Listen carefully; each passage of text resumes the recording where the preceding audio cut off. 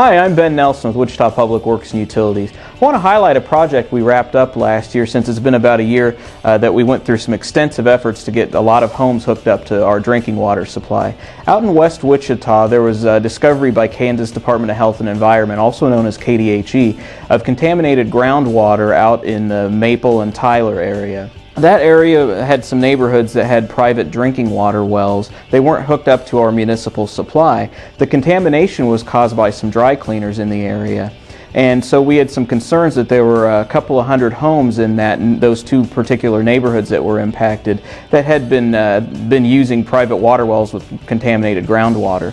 Normally what we do in those cases is go through a special assessment process that can take potentially up to a year to install new water mains and install service lines in order to serve those kinds of properties.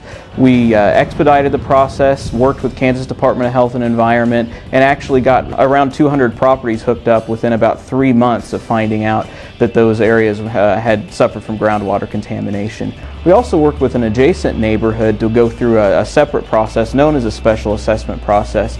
Those folks were not affected by the contaminated groundwater plume, but we worked with them to get them hooked up as well so that they could count on our drinking water supply instead of private wells that some folks were worried could have groundwater contamination seep into them.